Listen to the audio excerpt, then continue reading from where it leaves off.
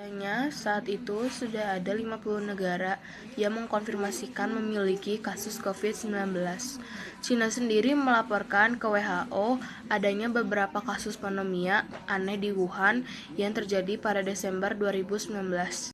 Tim pakar Fakultas Kesehatan Masyarakat Universitas Indonesia memprediksi virus corona telah masuk ke Indonesia sejak Minggu ke-3 Januari 2020, didasarkan pada laporan kasus orang dalam pemantauan dan pasien dalam pengawasan di salah satu daerah sejak Minggu ke-3 Januari 2020.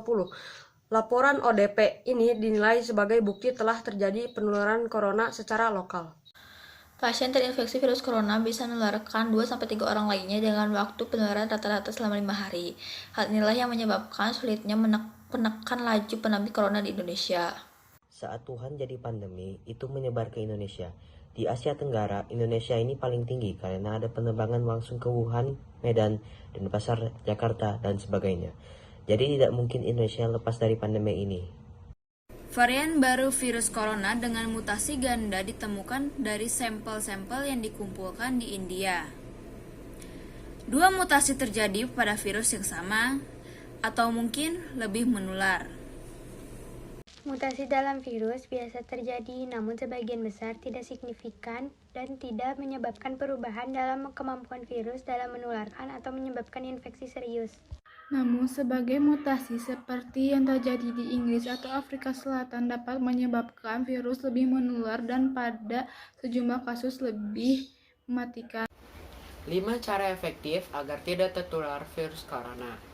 Bila Anda mengalami gejala infeksi virus corona dan memerlukan pemeriksaan COVID-19, Anda dapat ke fasilitas kesehatan terdekat dengan melakukan yang pertama adalah rapid test antibody, yang kedua adalah swab antigen atau rapid test antigen, dan yang ketiga adalah PCR. Langkah mencegah penularan virus corona. Virus ini diperkirakan berasal dari hewan, seperti kelelawar dan unta, dan bisa menular dari hewan ke manusia, serta manusia ke manusia. Penularan antara manusia kemungkinan besar terjadi melalui percikan dahak saat batuk atau bersin.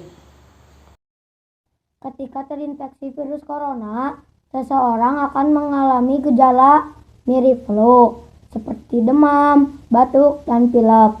Namun beberapa harinya setelahnya, orang yang terasa infeksi virus corona bisa mengalami sesak nafas akibat infeksi dan paru-paru.